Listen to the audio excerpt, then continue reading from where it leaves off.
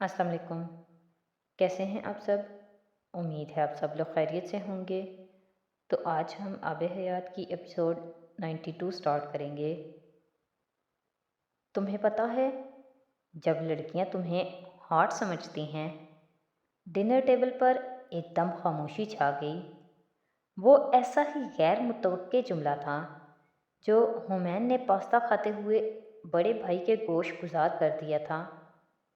अमामा, सालार, अनाया और रईसा ने बैक वक्त हुमैन को देखा, फिर जिब्राइल को, जो सुर्ख हुआ था। वो शर्मिंदगी नहीं, गुस्सा था, जो अक्सर उसे हुमैन के बेलाग तबसरे पर आता था। मुझे भी कूल कहती हैं, लेकिन तुम्हें तो हॉट समझती हैं। किस कदर अफसोस की बात है ना। उसने माँ बाप की नज़रों की परवाह की, ना ही जिब्राइल के सुर्ख होते चेहरे की। Will you please shut up? Jibrail ने इस दफ़ा कुछ सख्त लहजे में उसे रोका। हुमैन, अमामा ने भी उसे तंबीह की। मैं गलत नहीं कह रहा मम्मी, मेरी जानने वाली हर लड़की का जिब्राइल पर क्रश है। हुमैन ने बात जारी रखते हुए कहा। जिब्राइल ने इस बार हाथ में पकड़ा हुआ कांटा प्लेट में रख दिया, ये जैसे उसके सब्र के पैमाना के लबरेज होने की निशानी थी। यहाँ तक कि मेरी गर्लफ्रेंड्स भी। गर्लफ्रेंड्स? सालार ने उसे टोका। जो भी हो, उसने बात उसी अंदाज में जारी रखी। Man, you are so lucky. Imama अपनी बेख्तियार कोशिश के बावजूद अपनी हंसी पर काबू ना पा सकी। उसे हुमैन की गुफ्तगू से ज़्यादा जिब्राइल के रद्द अमल पे हंसी आ रही थी, जिसकी कानों की लुएं तक सुर्ख हो गई थीं। वो माँ के हंसने पर कुछ और जज्बज़ हुआ। तो तुम्हारा क्या ख्याल है, कौन सी चीज़ उसे लड़कियों में पॉपुलर करती है? सालार ने सूरत हाल को संभालने की कोशिश की। इसकी बहुत सी रीज़न्स हैं। लड़कियां इन लड़कों को पसंद नहीं करती जो बहुत बोलते हों, और ये भी बिल्कुल बात नहीं करता। और सालार ने उसे आगे बोलने की तरगीब दी। और लड़कियों को वो लड़के अच्छे लगते हैं जो उनकी कभी ना ख़त्म होने वाली बातें सुन सकते हों, और ये भी सब की बातें सुनता है, ख्वाह वो कितनी ही अहमक हो। इस बार सालार को भी हंसी आई, जो उसने गला साफ करके छुपाई। बिलाखिर जिब्राइल ने उसे टोका। तुम्हें पता है हुमैन, लड़कियां इन लड़कों को पसंद करती हैं जो इडियट नहीं होते। उसका इशारा हुमैन की समझ में आ गया था। हाँ, ये उसी सूरत मुमकिन है अगर लड़कियां खुद अहमक ना हों। हा हा। इस बार अनाया ने सालार को पुकारा और उसने हुमैन के तबसरे पर एहतजाज किया था। तुम इन दोनों लड़कियों के बारे में क्या कहोगे? सालार ने पूछा। तीन कहिए पापा। अब मम्मी को लड़कियों की सब से क्यों निकाल रहे हैं? हुमैन ने सवाल का जवाब गोल किया। वो स्मार्ट नहीं, सुपर स्मार्ट था, होशियार और मौकाशनास। हुमैन, बस कर दो। अमामा ने इस बार अपनी हंसी पर काबू पाते हुए कहा। उसे समझ नहीं आ रहा था वो उसे डांटे या उसकी बातों पे हंसे। वो जो भी कह रहा था गलत नहीं था। जिब्राइल 13 साल की उम्र में भी अपने कद काठ की वजह से बड़ा लगता था।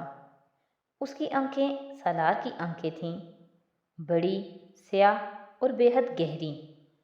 वो उसी की तरह बेहद मुतहम्मल मिजाज था, और वो अगर लड़कियों में मकबूल था तो उसकी वजह ये थी कि वह सबके लिए एक पहेली था। जिब्राइल अपनी कशिश से बेखबर था, और उसे इस कशिश को इस्तेमाल करने में दिलचस्पी भी नहीं थी। लेकिन दुनिया में अगर कोई खामोशी और मुतहम्मल मिजाजी के इस पहाड़ में शिगाफ डालकर उसे बरहम कर सकता था तो वो हुमैन था। जिब्राइल को तंग करना उसकी ज़िंदगी का दिलचस्प और पसंदीदा तरीन काम था। उसने जिब्राइल को 1 साल से भाई कहना छोड़ दिया था, क्योंकि उसे लगता था जे भी कूल है। वो हर चीज़ में कूलनेस निकालता था। हाँ हाँ, जब मैं स्पेलिंग बी जीत कर आऊँगी तो मैं भी अपने सारे क्लास फेलोज़ को बुलाऊंगी। रईसा ने गुफ्तगू में हिस्सा लेते हुए सालार को अपनी तरफ मुतवज्जे किया। रईसा सालार ज़िंदगी में कोई बड़ा काम करना चाहती थी, इस बात से बेखबर कि उसकी किस्मत में सिर्फ बड़े काम लिखे हैं। बाबा, मुझे आपको हुमैन के बारे में कुछ बताना है। रईसा की मिनमिनाती आवाज़ पर सालार बैरूनी दरवाजे से निकलते निकलते ठिठक गया था। वो इस वक्त वॉक के लिए निकल रहा था और रईसा हमेशा की तरह उसे दरवाजे तक छोड़ने आई थी। सालार को अचंभे हुआ था। वो कभी किसी की शिकायत नहीं करती थी और हुमैन की शिकायत का तो सवाल ही पैदा नहीं हो सकता। वो उसकी सबसे बड़ी राजदार थी। सालार ने कुछ गौर और हैरानी से उसे देखते हुए पूछा, क्या बताना है? रईसा जवाब देने के बजाय पलटकर लाउंज की तरफ देखने लगी, जहाँ से हुमैन की आवाज़ आ रही थी। वो अमामा से बातें कर रहा था। कुछ है जो मैं आपको बताना चाहती हूँ, उसने सरगोशीनुमा आवाज़ में सालार से कहा। इस बार सालार ने उसका हाथ पकड़ा और दरवाज़ा खोलकर बाहर जाते हुए उससे कहा, आओ हम वॉक के लिए चलते हैं। उसे अंदाज़ा हो गया था कि वो घर के अंदर हुमैन के बारे में बात करते हुए झिझक रही थी। रईसा चुपचाप उसके साथ बाहर निकल आई थी। तो हुमैन के बारे में तुम क्या बताना चाहती हो? 5-10 मिनट की वॉक और हल्की फुल्की गपशप के बाद उसने रईसा से पूछा। रईसा ने फौरी तौर पे कुछ जवाब नहीं दिया। वो सोच में पड़ गई। आई एम नॉट श्योर, उसने कहा। कुछ है जो मैं आपको बताना चाहती हूँ, लेकिन मुझे ये नहीं पता कि मुझे बताना चाहिए या नहीं। वो हमेशा इसी तरह बात करती थी, हर लफ्ज़ बोलने से पहले 10 दफ़ा तौल कर। तुम मुझ पर ट्रस्ट कर सकती हो, सालार ने जैसे उसे तसल्ली दी। मुझे आप पर ट्रस्ट है, लेकिन मैं हुमैन को भी हर्ट नहीं करना चाहती। ये उसका सीक्रेट है और ये अच्छी बात नहीं कि मैं उसका सीक्रेट किसी को बताऊं। शायद मुझे नहीं बताना चाहिए। मैं पूरी तरह श्योर नहीं। मैं अभी सोच रही हूँ। ऐसी क्या बात है रईसा? सालार ने नर्म आवाज़ में उसे कुरेदा। मैं वादा करता हूँ कि हुमैन के बारे में जो भी बात है वो एक सीक्रेट रहेगी, उसने रईसा से कहा। मगर वो मुतासिर नहीं हुई। बाबा, आप हुमैन से बहुत खफा हो जाएंगे और मैं ये नहीं चाहती। इस बार रईसा ने अपने खदशात का इजहार खुलकर किया। सालार की छठी हिस्स ने उसे सिग्नल देना शुरू किए। रईसा, ये अच्छी बात नहीं है। सालार ने इस बार संजीदगी से उसे गरखा। अगर हुमैन ने ऐसा कुछ किया है जो तुम्हें लगता है कि हमें पता होना चाहिए, तो तुमको हमें बता देना चाहिए। इस तरह कोई भी चीज़ छुपाना ठीक नहीं है। रईसा की ये पर्दापोशी सालार को इस वक्त बहुत बुरी लगी थी। मुझे एक दिन दें, रईसा ने उसके लहजे में झलकती खफगी को महसूस करते हुए कहा। मैं आपको कल बता दूंगी। वो बेख्तियार गहरा सांस लेकर रह गया। उन्होंने अपने बच्चों की परवरिश ज़ोर ज़बरदस्ती से नहीं की थी। ठीक है, एक दिन और सोच लो और फिर मुझे बताना, उसने बात ख़त्म कर दी। लेकिन रईसा के इंकशाफ से पहले ही स्कूल से अमामा को कॉल आ गई थी। अगले दिन स्कूल में उन्हें हुमैन के बारे में जो बताया गया, उसने कुछ देर के लिए उसके होशो हवास उड़ा दिए। वो जूनियर विंग में बिजनेस कर रहा था और ऐसी ही एक बिजनेस डील के नतीजे में एक बच्चा अपना एक बेहद महंगा गेम गंवाने के बाद अपने माँ बाप को اس لین دین کی تفصیلات سے آگاہ کر بیٹھا تھا، اور اس کا پتہ اس کے والدین کی شکایت سے چلا تھا، جس کے نتیجے میں اسکول نے تحقیقات کی تھی اور حمین سکندر کو پہلا وارننگ لیٹر ایشو ہوا تھا۔ سالار کا دماغ واقعی گھوم کر رہ گیا تھا۔ اس بزنس کے آغاز کو بہت وقت نہیں گزرا تھا۔ بزنس کا آغاز اتفاقی تھا۔ اس کی کلاس میں اس کا ایک کلاس فیلو ایسے جوگرز لے کر آیا تھا جنہیں دیکھ کر حمین سکندر مچل گیا تھا۔ امامہ نے ان برانڈڈ سنیکرز کی خواہش کو رد کر دیا تھا کیونکہ چند ہفتے پہلے حمین نے نئے سنیکرز لیے تھے۔ حمین سکندر ہر روز اسپورٹس آورز میں اپنے اس کلاس فیلو کے سنیکرز دیکھتا اور انہیں حاصل کرنے کے طریقے سوچتا۔ اس نے ان سنیکرز کو بارٹر ٹریڈ کے ذریعے حاصل کرنے کی کوشش کا آغاز کر دیا۔ کوئی ایسی چیز جس کے بدلے میں وہ کلاس فیلو ان سنیکرز کو حمین کو دے دیتا۔ اس کا وہ کلاس فیلو حمین کے اتنے ڈائریکٹ سوال پر کچھ گڑبڑا گیا۔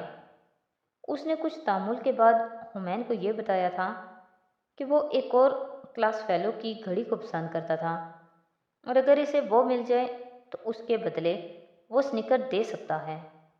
جس کلاس فیلو کی گھڑی اس نے مانگی تھی اسے ایک اور کلاس فیلو کی سائیکل میں دلچسپی تھی، اور سائیکل والے کو ایک اور کلاس فیلو کے بیگ میں۔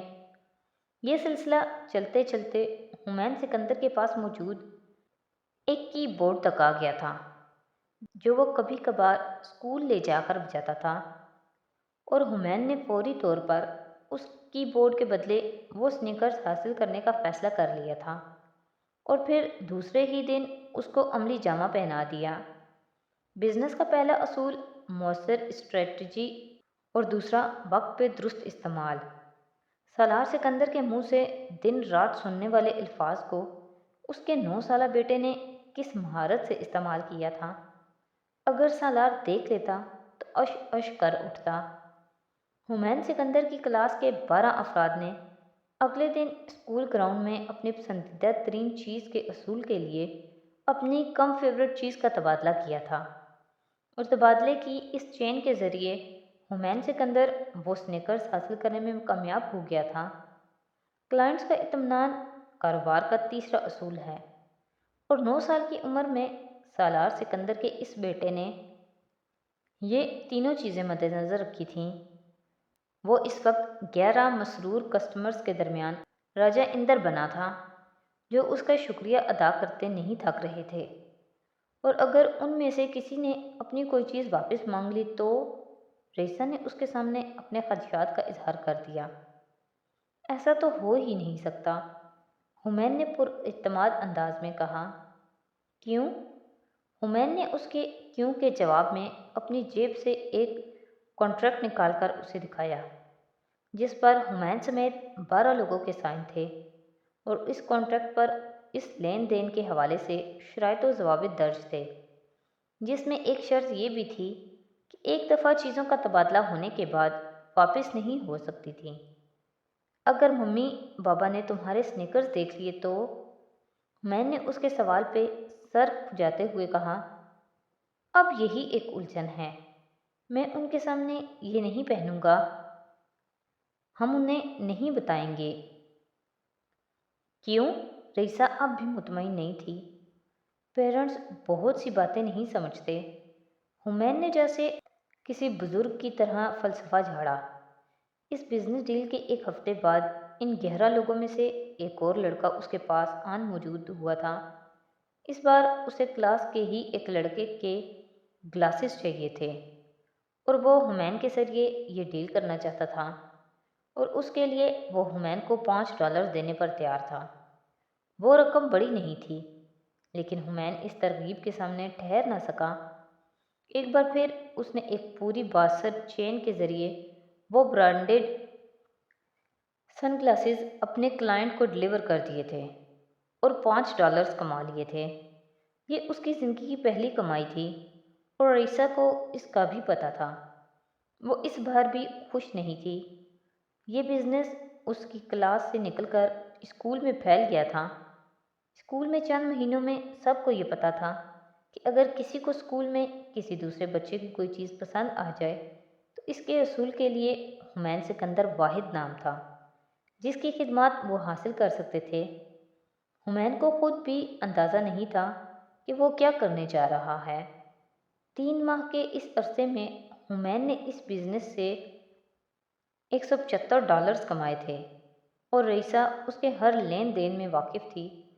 حمین کے پاس اب بہت سے پیسے تھے جو اس نے ممی پاپا سے نہیں لیے تھے۔ سالار اور امامہ نے اسکول میں حمین سے زیادہ بات چیت نہیں کی تھی۔ سالار نے اسے کہا تھا وہ اس مسئلے پر گھر میں بات کریں گے اور پھر وہ چلے گئے، لیکن حمین پریشان ہو گیا تھا۔ چھٹی کے وقت حمین نے رئیسہ کو اس صورتحال سے آگاہ کر دیا تھا جو اسے پیش آئی تھی۔ وہ بے حد پریشان ہو گئی تھی۔ Warning letter? اسے یقین نہیں آیا تھا کہ حمین کے ساتھ ایسا ہو سکتا ہے۔ میں نے تمہیں کتنی بار منع کیا تھا لیکن تم نے بات نہیں مانی۔ مجھے توقع نہیں تھی کہ ایسا ہو جائے گا۔ وہ دونوں اسکول بس میں سوار ہونے کی بجائے اب اس مسئلے کو ڈسکس کرنے میں مصروف تھے۔ بابا اور ممی بہت خفا ہوئے ہوں گے۔ رئیسہ نے اس سے پوچھا، تمہیں بہت ڈانٹا کیا؟ نہیں، یہاں تو نہیں ڈانٹا، لیکن گھر جا کر ڈانٹیں گے۔ بابا نے کہا تھا انہیں مجھ سے ضروری باتیں کرنی ہیں گھر جا کر۔ حمین کچھ فکرمند انداز میں کہہ رہا تھا۔ وہ تمہیں اسکول سے نکال دیں گے کیا؟ رئیسہ کو تشویش ہوئی۔ نہیں، ایسا تو نہیں ہوگا۔ بابا نے معذرت کی ان سے اور وہ مان بھی گئے۔ حمین نے اسے بتایا۔ کتنی بری بات ہے۔ رئیسہ کو اور افسوس ہوا۔ بابا کو کتنا برا لگا ہوگا۔ وہ بہت شرمندہ ہو گئے ہوں گے اور ممی بھی ہو رہی ہوں گی۔ مجھے پتہ ہے۔ حمین کچھ خجل ہوا۔ تمہیں یہ نہیں کرنا چاہیے تھا حمین۔ جبرائیل اور عنایہ کو اس حوالے سے کچھ نہیں بتانا۔ سالار نے امامہ کو گھر ڈراپ کرتے ہوئے اس سے کہا تھا۔ اس دن اسکول سے واپسی پر حمین جتنا سنجیدہ تھا، امامہ اس سے بھی زیادہ سنجیدہ تھی۔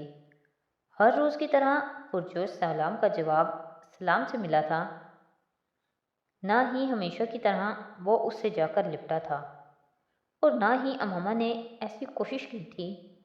اور یہ سرد مہری کا مظاہرہ صرف حمین کے ساتھ نہیں بلکہ رئیسہ کے ساتھ بھی ہوا تھا۔ تو آج کی ایپیسوڈ یہیں پہ ختم کرتے ہیں۔ نیکسٹ ایپیسوڈ کے ساتھ کل پھر حاضر ہوں گے۔ تو اگر آپ کو میری ویڈیوز اچھی لگ رہی ہیں تو پلیز میری ویڈیوز کو لائک کریں، میرے چینل کو سبسکرائب کریں اور اپنے فیملی اور فرینڈ کے ساتھ شیئر کریں۔ بہت شکریہ۔